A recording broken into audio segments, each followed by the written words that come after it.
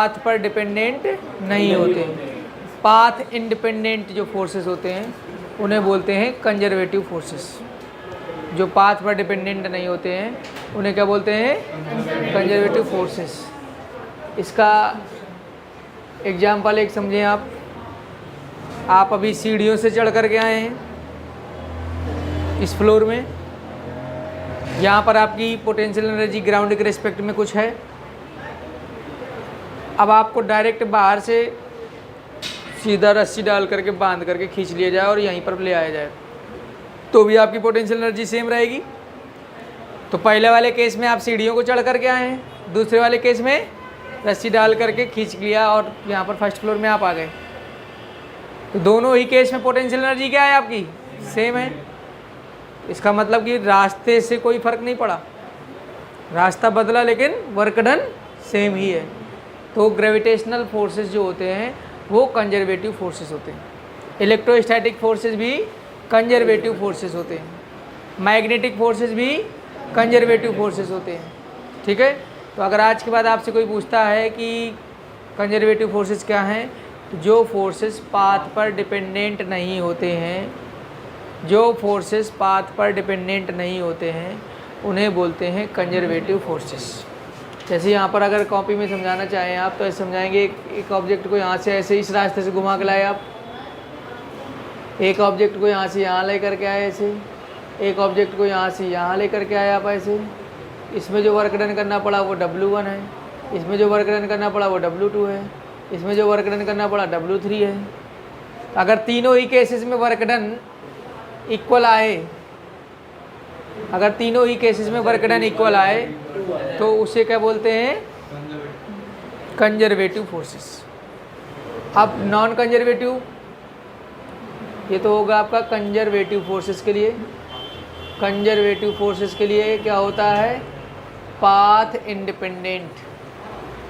Path independent, जो path पर dependent नहीं होते हैं उन्हें क्या बोलते हैं?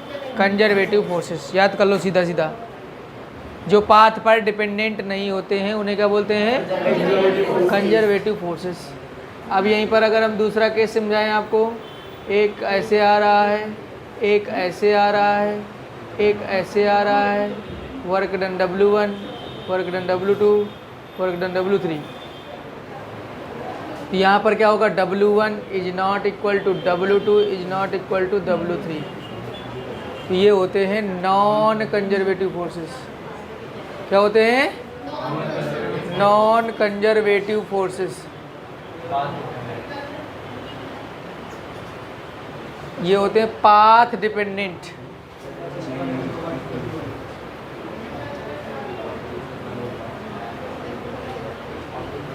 Path dependent, path dependent. ठीक है। इसके एग्जांपल्स हैं आपका frictional force, viscous force, air drag. इसमें क्या एग्जांपल्स हैं? Gravitational force,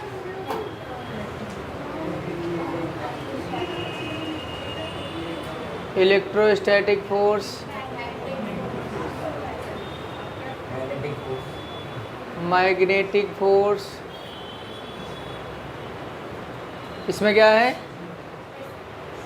frictional force,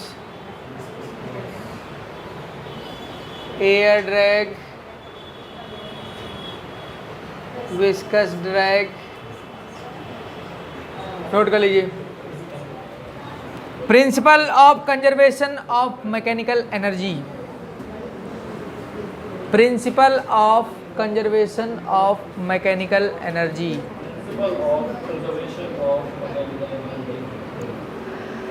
principle of conservation of, principle of conservation of mechanical energy.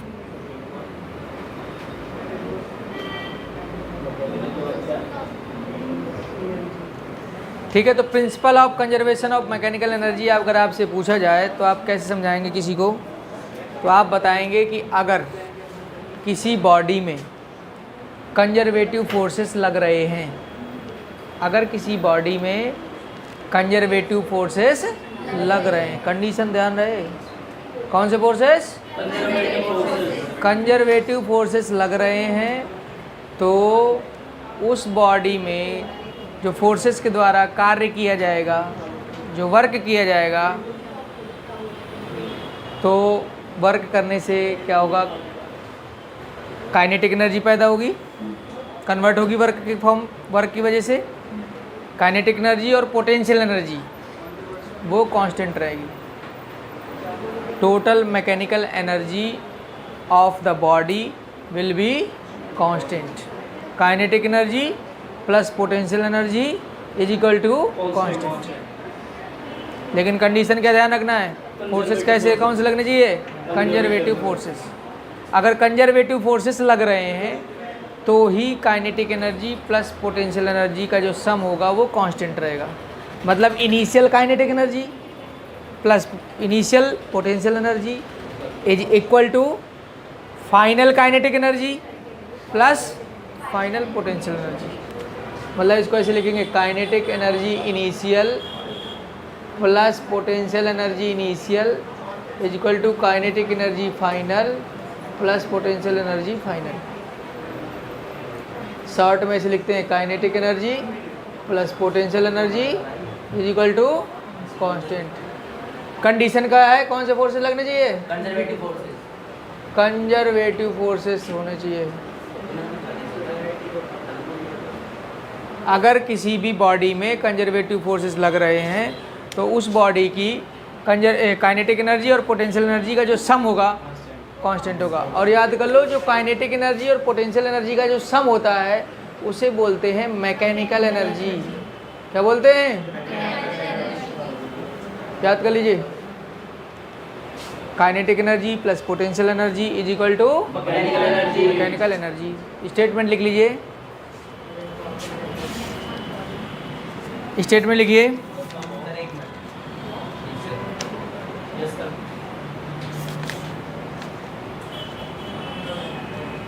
This principle states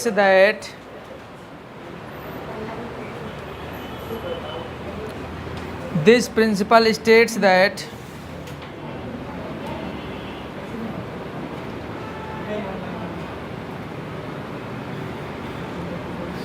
if only the conservative forces are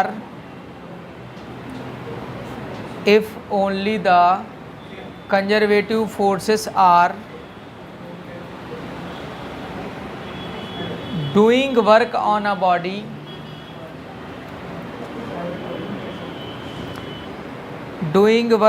body,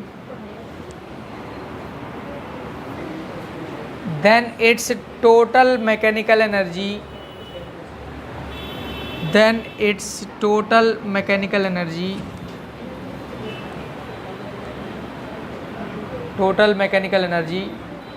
remains constant.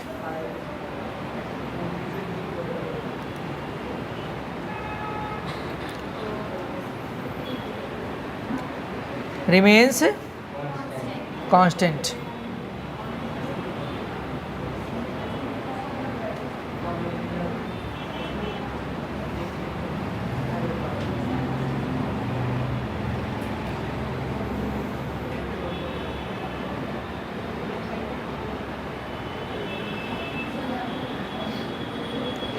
ठीक है, कोई दिक्कत किसी को?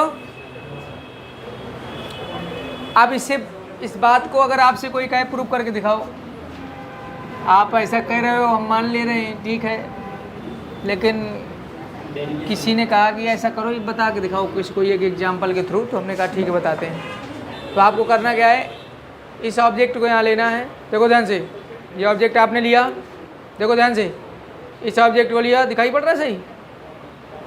अब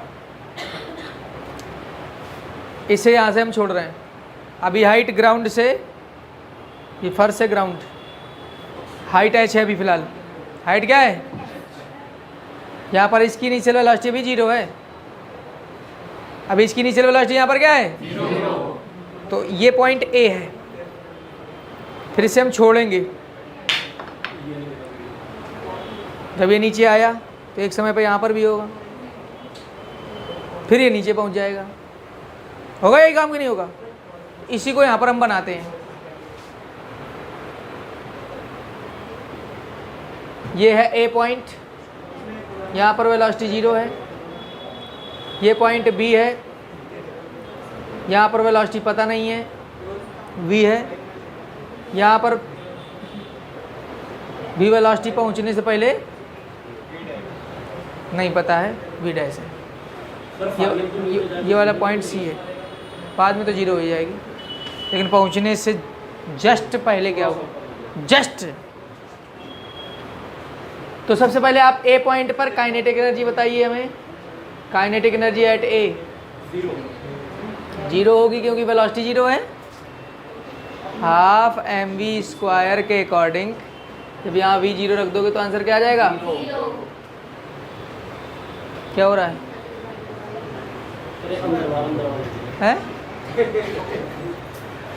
पोटेंशियल एनर्जी क्या होगा? ये हाइट एच है, पोटेंशियल एनर्जी क्या होगा? टोटल एनर्जी क्या होगा? Kinetic energy eight A plus potential at A 0 plus mgh बराबर, मतलब इसके पास एनर्जी टोटल है mgh यहाँ पर। अब यहाँ पर भी mgh ही प्रूव करके दिखा दें और नीचे भी mgh ही प्रूव करके दिखा दें, तब काम बनेगा। तो आपको क्या करना है, इस डिस्टेंस को मान लेना है x थोड़ी देर के लिए, और इस वाली डिस्टेंस को मान लेना है h माइनस एक्स। अब आप क्या करिए, इस पॉइंट पर काइनेटिक एनर्जी पता लगाइए और पोटेंशियल एनर्जी पता लगाइए और दोनों को ऐड करिए। तो सबसे पहले यहाँ पर काइनेटिक एनर्जी पता लगाओ। तो काइनेटिक एनर्जी पता लगाने के लिए पहले यहाँ पर आपको वेलोसिटी पता होना चाहिए। वेलोसिटी हमें पता नहीं है, हमने जो आप क्या करें, हमने कहा यहाँ से दिमाग लगाओ, यहाँ पर वेलोसिटी कितनी है? 0। यहाँ से लेकर के यहाँ तक की जर्नी के लिए ये क्या होगी? इनिशियल वेलोसिटी होगी। इसको थोड़ी देर के लिए आप ऐसा करो, u इक्वल टू 0 नोट कर लीजिए। फाइनल वेलोसिटी क्या हो गई?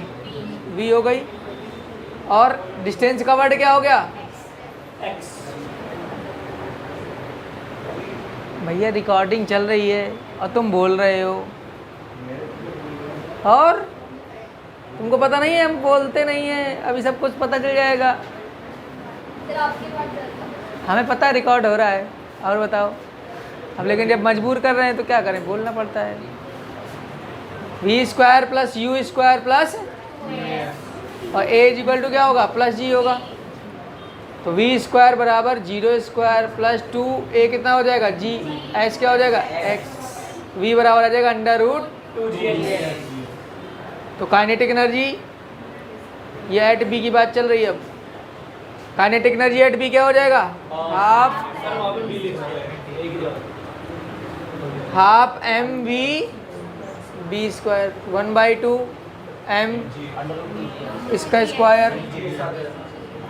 यहाँ पर v² कितना आ जाएगा? 2gx।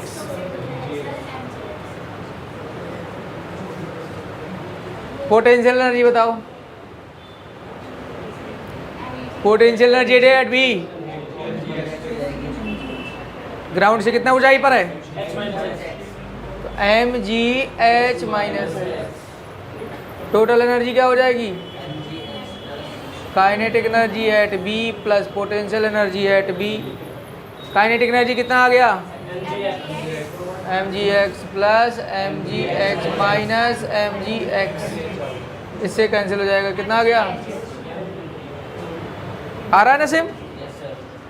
अब आ जाइए यहाँ पर, अगर यहाँ पर बातचीत करें एट सी की बात करेंगे तो क्या होगा? एट सी क्या होगा? एट सी की बात करें अगर यहाँ पर, तो पहले यहाँ की काइनेटिक एनर्जी निकालेंगे। यहाँ की काइनेटिक एनर्जी निकालने के लिए क्या चाहिए हमें? यहाँ की वेलोसिटी चाहिए। तो आप यहाँ से लेकर के यहाँ की जर्नी को कंसीडर करो। यहाँ पर इनिशियल वेलोसिटी क्या है?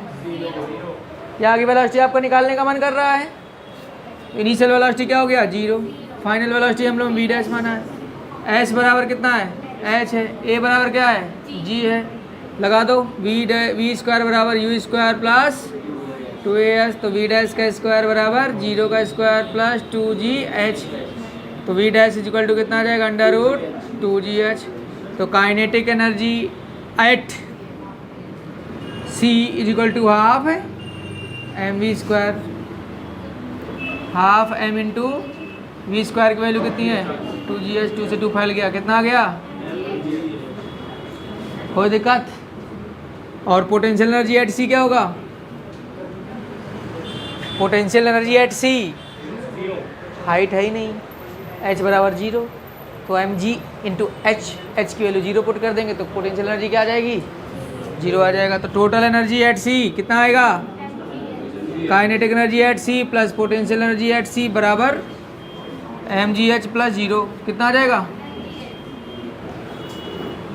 तो तीनों ही पोजीशन में टोटल एनर्जी क्या है, एम जी एच, मतलब कंजर्व है। तो यहाँ पर फोर्सेस कौन से लग रहे हैं, ग्रेविटेशनल फोर्सेस लग रहे हैं। कौन से फोर्सेस लग रहे हैं, अब यहाँ पर हम लोगों ने एयर रेजिस्टेंस को नेग्लेक्ट रखा है, एयर रेजिस्टेंस को कंसीडर नहीं किया गया है। अगर एयर रेजिस्टेंस को कंसीडर कर लिया जाएगा तो यहाँ पर जो एनर्जी है वो यहाँ पर नहीं होगी, ठीक है, हटा दो। एनर्जी और हाइट चालू कर दिया, चालू कर दिया इसने तो इसको भी लगा लेते हैं। देखो ध्यान से क्या कर रहा है सर, ये वाला पार्ट कट जाएगा या फिर ये रहेगा? अरे सब रहेगा। हाँ, कट क्यों जाएगा, असली वाली फीलिंग तो तभी आएगी ना जब तुम लोग देखोगे उस समय पेपर के समय में। अच्छा ये बोल रहा था उस समय एनर्जी और हाइट के बीच में ग्राफ ड्रॉ करना है, तो सबसे पहले काइनेटिक एनर्जी का ग्राफ ड्रॉ करते हैं हम लोग। तो देखो यहाँ पर हाइट 0 है, जब हाइट 0 है, जब हाइट 0 है तो काइनेटिक एनर्जी mgh है। एट सी का मतलब क्या है, यही वाला पॉइंट तो है, और इस वाले पॉइंट पे हाइट क्या है 0, हाइट 0 है, और हाइट 0 है मतलब काइनेटिक एनर्जी कितनी है, मतलब कि हाइट 0 है तो काइनेटिक एनर्जी mgh है, ठीक है। काइनेटिक एनर्जी वाली बात हो रही है सर? हाँ, सिर्फ kinetic energy at C, kinetic energy, total तो mgh है ही, टोटल भी mgh है और काइनेटिक एनर्जी भी mgh है, ठीक है। अब आपने हाइट को बढ़ाया, हाइट आपने बढ़ाना चालू किया, यहाँ पर काइनेटिक एनर्जी कितनी है सर? यहाँ पे है mgx, वो x हाइट मान लो यहाँ कहीं है,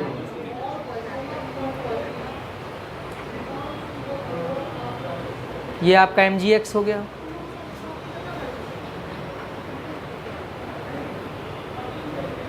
ठीक, अब जब आ गए ऊपर तो काइनेटिक एनर्जी क्या हो गई,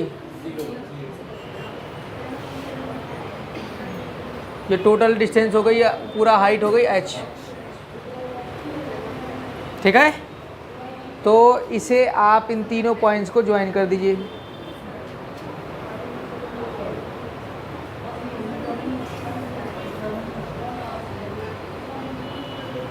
तो ये जो ग्राफ आया ये आपका भी काइनेटिक एनर्जी का ग्राफ आया है। किसका आया है, अब बात आती है potential energy.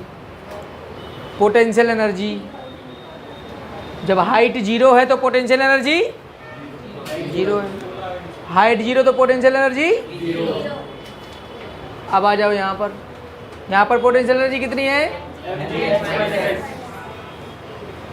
mgh minus x, मान लीजिए यहाँ कहीं है, ये यहाँ कहीं मान लीजिए, कुछ एक जगह पर मान लिया आपने। अगर ये आपका x है और ये h माइनस एक्स है, तो यहीं कहीं हो जाएगा mgh माइनस एक्स। अब इसके बाद आप आगे बढ़ेंगे, हाईएस्ट पॉइंट पर कितनी हो जाएगी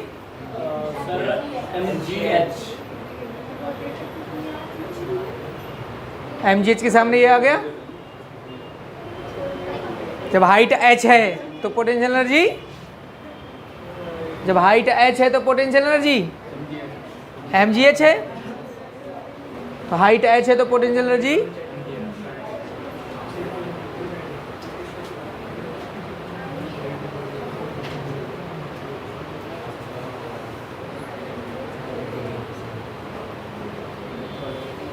तो ये किसका ग्राफ हो गया? सर पोटेंशियल एनर्जी का।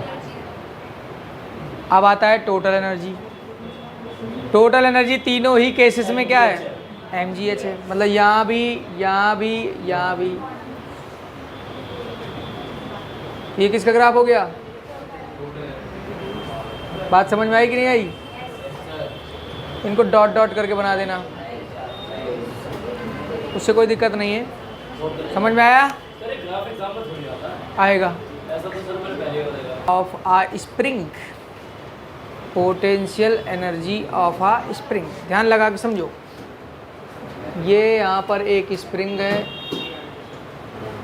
ठीक है, इसमें आपने एक ब्लॉक लगाया, ठीक। अब इसमें आपने क्या किया?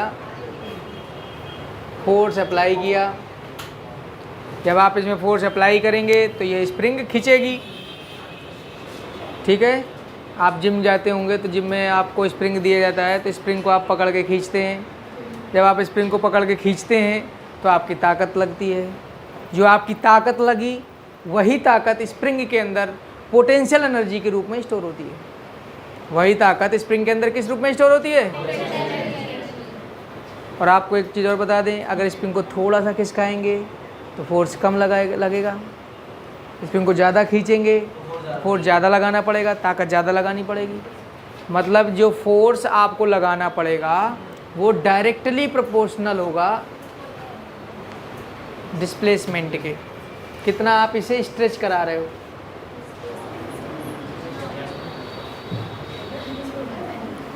कितना इसे आप डिस्प्लेस करा रहे हैं, ठीक है। Point clear? ज़्यादा खींचेंगे ज़्यादा ताकत लगानी पड़ेगी, कम खींचेंगे कम ताकत लगानी पड़ेगी। तो F इज इक्वल टू आएगा यहाँ पर एक कांस्टेंट K और X। और एक बात और याद कर लो, आप फोर्स लगाते हो यहाँ की तरफ, लेकिन इसका मन कहाँ की तरफ होता है? अंदर की तरफ। ये जो फोर्स होता है ये रीस्टोरिंग होता है। आपने खींचा, खींचने के बाद फिर आपको यहाँ लाने की इसको ज़रूरत नहीं है। खींचने के बाद आप छोड़ोगे अपने आप आ जाएगा। इसका मतलब ये रियल में कहाँ की तरफ था? जैसे कोई 11वीं क्लास में पढ़ रहा है लेकिन रियल में नहीं पढ़ रहा है, बस पढ़ रहा है क्योंकि घर वालों ने ज़बरदस्ती PCM दिलवा दिया है, इस वजह से वो पढ़ रहा है, लेकिन उसका मन नहीं है पढ़ाई में। वो क्या है? Restoring force. मतलब दिख रहा है कि बाहर की तरफ लगाया जा रहा है, दिख रहा है कि यहाँ पढ़ने आया हुआ है, लेकिन पढ़ाई में मन नहीं है। वो क्या है? Restoring force. हमारे यहाँ से हटते ही वो बातचीत करना चालू, वो क्या है? Restoring force. समझ में आ गया होगा अच्छी तरीके से। तो अब यहाँ पर एक लगा दिया जाता है माइनस साइन। तो माइनस साइन यहाँ पर क्या डिनोट करता है? ये रीस्टोरिंग फोर्स है। कौन सा फोर्स है? रीस्टोरिंग फोर्स है, ठीक है। तो अब एक तरीके से देखा जाए तो ये जो फोर्स है ये वेरिएबल है। फोर्स कैसा है? ये फोर्स है, ये वेरिएबल। तो ये इनिशियल पोजीशन को xi मान लेते हैं और फाइनल पोजीशन को xf मान लेते हैं। तो इसे आप, इसमें आपने फोर्स लगाया और थोड़ा सा डिस्प्लेस कराया, आपने फोर्स लगाया और थोड़ा सा डिस्प्लेस कराया। तो जब आप थोड़ा सा डिस्प्लेस कराएंगे तो थोड़ा सा वर्क डन करना पड़ेगा। तो जो थोड़ा सा वर्क डन होगा उसको हमने आपको बताया था dw से डिनोट करते हैं, और बराबर क्या हो जाएगा? F इंटू dx हो जाएगा। बात समझ में आई कि नहीं आई? तो F की वैल्यू क्या है यहाँ पर? माइनस kx और dx। dw यहाँ पर माइनस साइन ये डिनोट करता है कि ये जो फोर्स है रीस्टोरिंग फोर्स है। कितना फोर्स है?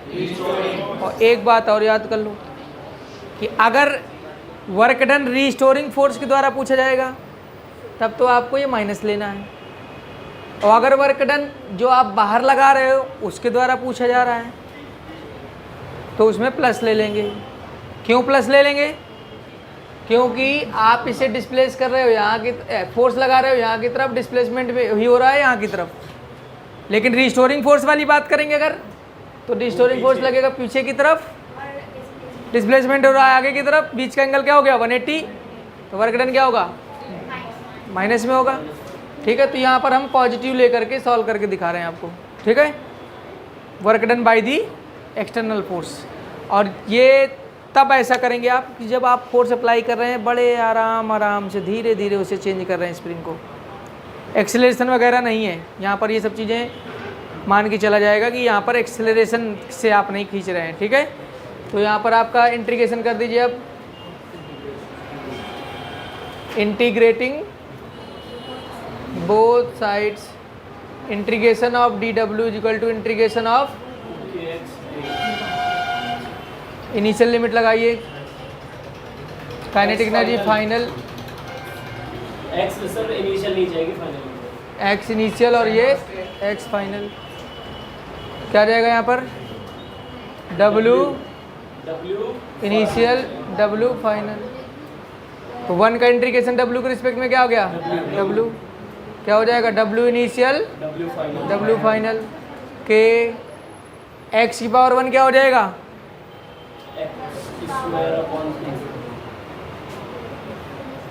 यहाँ पर फार्मूला लग गया इंटीग्रेशन ऑफ एक्स की power N D X, X की power N plus 1 upon N plus 1 plus सी।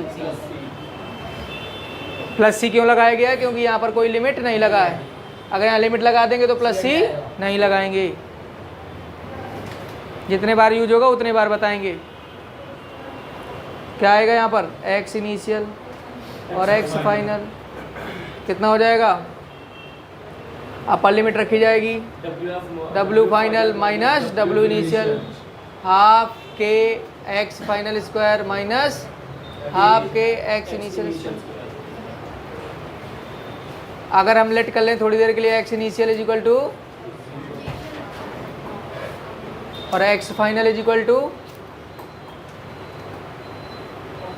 एक्स इनिशियल की वैल्यू को 0 लेट कर लेते हैं स्पेशल केस, और एक्स फाइनल को एक्स लेट कर लेते हैं जैसा कि यहाँ पर दिखाया था अभी हमने आपको। ये वैल्यू 0 रख दें और ये एक्स हो गई, इस फार्मूले में रख दो। तो टोटल वर्क डन कितना आ जाएगा W बराबर 1/2 के एक्स स्क्वायर माइनस 0, मतलब W बराबर हाफ के, इसी को कहते हैं potential energy of a spring. क्या बोलते हैं इसे? Potential energy of a spring. Potential energy of a spring का फार्मूला हाफ के एक्स स्क्वायर, के यहाँ पर है स्प्रिंग कांस्टेंट, के यहाँ पर है स्प्रिंग कांस्टेंट, के यहाँ पर है स्प्रिंग कांस्टेंट, एक्स यहाँ पर है डिस्प्लेसमेंट, स्ट्रेच जितना किया आपने स्प्रिंग को। तो सबको फार्मूला याद करना है हाफ के एक्स स्क्वायर। तो आज की क्लास में अभी आपको क्या क्या पढ़ाया गया, conservative forces and non conservative forces. Conservative forces वो होते हैं जो पाथ पर डिपेंडेंट नहीं होते हैं, पाथ इंडिपेंडेंट होते हैं। इसका एग्जांपल्स बताया गया आपको, electrostatic forces, gravitational forces, magnetic force और elastic spring, elastic force in spring. ठीक है, और इसके अलावा आपको नॉन कंजर्वेटिव फोर्स पढ़ाए गए जो पाथ पर डिपेंडेंट होते हैं। अलग अलग रास्ते से अगर आप आओगे तो अलग अलग वर्क डन होगा। W1 is not equal to W2 is not equal to W3, 3 अलग अलग रास्ते से आप आए हैं तो वर्क डन सेम नहीं होगा। इसके examples frictional force, air drag, viscous force, ये सारे क्या हैं आपके नॉन कंजर्वेटिव फोर्सेस हैं। इसके बाद principle of conservation of energy पढ़ाया गया, उसमें बताया गया कि अगर किसी बॉडी में कंजर्वेटिव फोर्सेस लग रहे हैं तो उस बॉडी की जो टोटल एनर्जी होगी जिसे कहते हैं मैकेनिकल एनर्जी।